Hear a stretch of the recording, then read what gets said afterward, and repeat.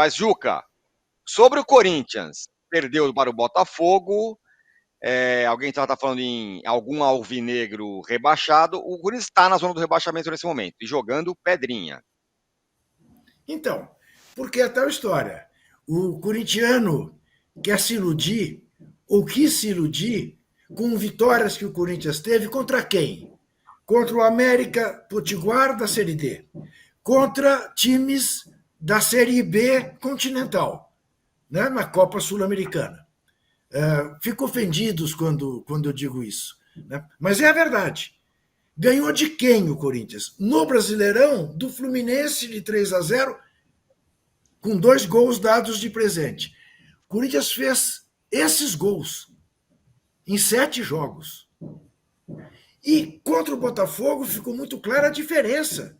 Quer dizer, o Corinthians sequer disputa o campeonato que o Botafogo disputa. O Luiz Henrique sozinho ganhava do Corinthians. Era a melhor presença em Itaquera. O Corinthians vai disputar o campeonato com o Atlético Goianiense, com o Criciúma, com o Cuiabá, com o Vitória, com o Vasco. Esse é o campeonato do Corinthians. Agora, se dissesse, não, esse é o campeonato do Corinthians, porque o Corinthians, enfim, pôs a mão na cabeça e tem uma folha salarial compatível com um clube endividado, ok, faz parte, o corintiano entenderia. Mas não, o Corinthians tem a 4ª ou 5ª folha salarial do Campeonato Brasileiro. E está no lugar em que está. É para dormir em paz? Não, não é. Pode ganhar a Sul-Americana? Pode. Pode até ganhar a Copa do Brasil? Pode. Mata-mata, sabe Deus. Mas eu, se fosse corintiano, estaria muito preocupado era em evitar uma nova queda neste século XXI. Ô, Trajano, agora o outro lado desse jogo, o Botafogo muito bem, hein? 1-0, ganhando o Corinthians, o time é forte, o time parece que afastou aquele fantasma do ano passado, daquela amarelada terrível, vem fazendo uma campanha bem interessante. É um daqueles que ninguém vai querer pegar, que tá no pote 2 lá da Libertadores, quem pegar vai sofrer. Sim. Usando aquele jargão, coisa que só acontece ao Botafogo, é melhor me calar. Entendeu? Porque depois do que aconteceu no ano passado, a gente se referiu ao Botafogo. Ah, mano, tá bem, olha só. Não, tá bem, o técnico parece ser legal, tem desempenhado bem. Mesmo assim, contra o Corinthians, escapou de boa, eu acho. Aquele Fausto Vera, ele tinha que botar o pé na forma, porque ele teve umas 4 ou 5 chances de chutar pro gol e não acertava no final da partida. Não, é legal ver o Botafogo assim. Agora, o que o Juca não incluiu na lista dele, e que tem incluído, estou falando lá de baixo, é o Fluminense. O Fluminense está 1 ponto acima do Corinthians. Fluminense, campeão da Libertadores, não é? Então é outro time que está esquisito. E aquela saidinha de bola do Fluminense continua uma maravilha, né? Uma maravilha. Agora, eu acho que porque a gente estava falando aí dessa coisa, eu acho que o Arnaldo que falou da Copa América, 10 dias, depois não sei o quê, papá.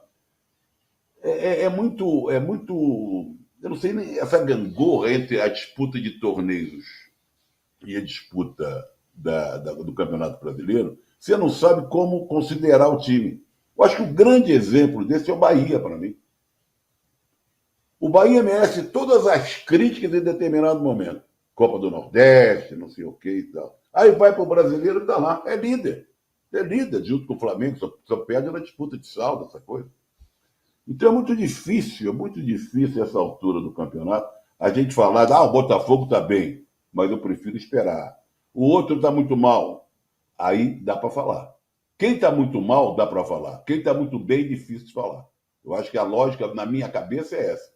Os que estão lá em cima, será que vão se manter lá em cima? Será que tem elenco? Vão perder jogadores durante a Copa América? Será que foi um brilhareco momentâneo? Será que tem substância? Agora, quem está lá embaixo, se distanciando cada vez mais dos outros, esses aí dá para comentar assim. Pois é, Mauro, é isso que eu queria ouvir de você sobre a Botafogo, bom Botafogo e o Fluminense, hein? Tá preocupante, empatou com o Juventude, com saidinha e tudo, na zona do rebaixamento, e o Botafogo faz um bom campeonato até aqui. Como é que tá? Só um minutinho a enquete. Como é que tá a enquete?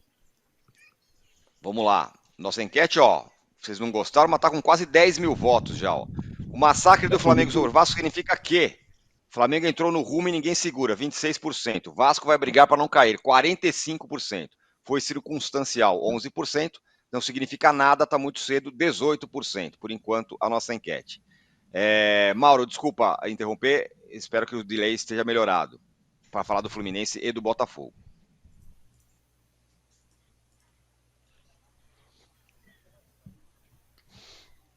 Acho que o Botafogo está mostrando já um trabalho do seu técnico já há algum tempo, com uma certa regularidade, uma certa estabilidade. O Corinthians em Itaquera hoje para o Botafogo é algo factível, normal até. O Corinthians é um time muito fraco, a situação é bem complicada. O técnico ficou bravo outro dia que perguntaram para ele sobre rebaixamento, de fato, faltando muitos jogos, mas essa é uma pauta corintiana para esse campeonato, talvez aí por todo ele, né? A não ser que ele consiga uma grande mudança aí de cenário.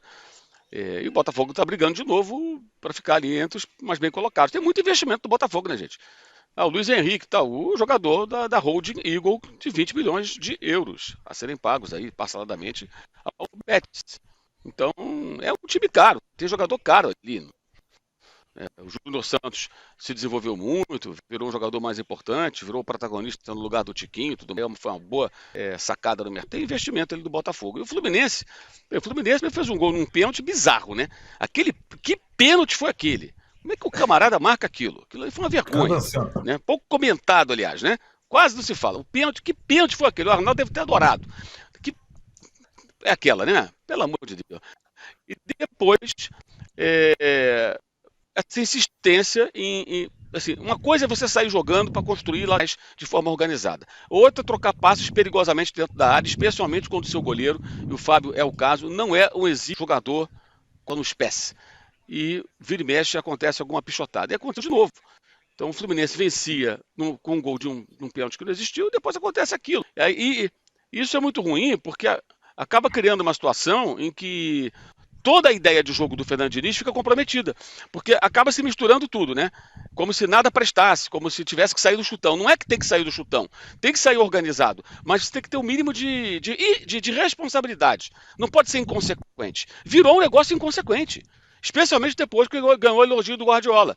O Guardiola adorou, ele ganhou de 4-0, gente. E nem colocou todos os jogadores naquela competição lá, no Mundial de Clubes. De Bruyne, Haaland, poupou os caras que voltavam de contusão, problemas físicos. Então ele elogiou o Fluminense, claro. Vai elogiar sempre. O Tite também elogiou o técnico do Nova Iguaçu, lembra? Do Carioca. Ganhou realmente o primeiro jogo. Tal, e fez elogio. Quer dizer, com calma, né? Então acho que o Fluminense está num momento muito esquisito, perdendo rumo, mal colocado no campeonato, né? Fazendo partidas ruins, eventualmente sem convencer muito. E o técnico, auxiliar técnico do Diniz, foi reclamar de público, depois daquela pichotada. Realmente, 20 mil pessoas no Maracanã, não dá para jogar no Maracanã.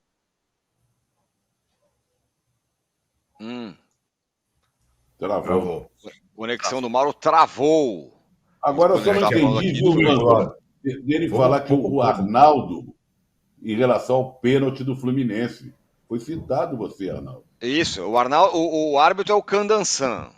Eu conheço. O Lavieri conhece também. Tem árbitro que não tem condição de apitar. Esse é a promessa da nova geração de árbitros de São Paulo. É o árbitro mais interventor do país. É péssimo. E aí deu um pênalti meio mandrake e tal. Ficou naquela situação Mandraquíssimo. toda. Fraco demais. Fraco. Esses que a gente fica... As figuras carimbadas são melhores, por mais que a gente... ver defeitos no Daronco, no Klaus, nos outros. Esses da nova geração são um desastre. Esse é o caso do Candansan. Mas o Mauro estava terminando de falar sobre a questão que, auxiliar do Diniz, jogadores do Fluminense reclamaram da pouca presença de torcida no estádio. E essa é uma situação, porque o Trajano citou a dificuldade de a gente situar os clubes nas diversas competições. Hoje a gente já consegue ver o seguinte, né? Eu falei que o Inter vai direcionar os esforços pelo Brasileiro. O Grêmio vai direcionar esforços nas Copas. O Fluminense está direcionando esforço na Libertadores. E assim por diante. Só que o Brasileirão, ele não admite... O Corinthians na Sul-Americana, né, Juca? Mas o Brasileiro, ele não admite esse tipo de coisa, cara. Porque se você... E adorei a frase da coluna que encerra. Se você larga mal, a chance de você brigar contra o rebaixamento durante o campeonato todo é gigante, né? Então, o Fluminense, que na temporada passada ou nas temporadas passadas ia muito bem no Brasileirão na sua casa, no Maracanã, esse ano ele vai mal pra caramba também no Maracanã. E acho que essa é uma questão para... E é curioso que a gente trate o Corinthians com a única vitória justamente contra o Fluminense, né? Então são dois times, a gente fala muito do Vasco, porque eu acho que o elenco do Vasco é inferior, evidentemente, ao do Fluminense, e também é inferior ao do Corinthians. Mas Fluminense e Corinthians, com mais poderio, largaram muito mal nesse Brasileirão. E vai demorar para se recuperar, não é de uma rodada para outra, não. Qual